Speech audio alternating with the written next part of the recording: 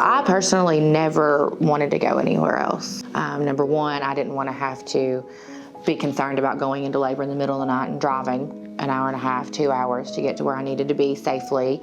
And number two, I've never heard anything but good things about the maternity ward and labor and delivery in general. There was a lot of people that were very personally invested in getting him here safely and followed his journey very closely, so we knew that he would be taken care of. The point in which we initiated coming here was the parenting and the breastfeeding classes. And you enter that with a little bit of nerves, not really knowing what to expect, but they kind of lay out a plan from that point forward that really is concise and makes it easy to know what to expect next, to know that what's coming around the corner is expected. No matter what we asked, it was always met with a, no, we completely understand. This is your first time doing this, and here's what to expect.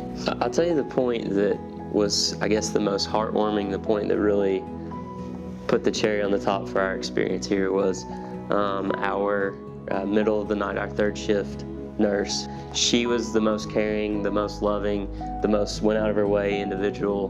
The level of care never dropped off from the time we walked in the door to the time we left, and that was a good feeling. The postpartum care was absolutely amazing. I mean, they were just so helpful. I can't imagine that I would receive any higher, better level of care anywhere else. I just can't imagine that. I didn't need for anything. I didn't want for anything. I was never concerned about anything.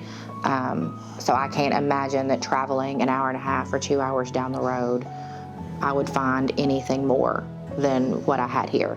But I would be missing the having people here locally that maybe do know you personally and who do have an investment in your life. Very invested in all of it.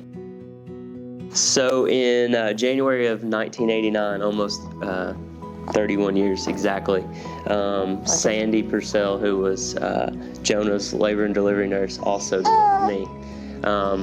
I had some complications. My umbilical cord was already cut when I came out, and I was bleeding out. And everyone in the room credited her to saving my life and making sure I got on the helicopter to get out. So when we got to the hospital and we walked in and she was the nurse, it was the world coming full circle. And it's one of those great things about living in a small community that you can have that experience.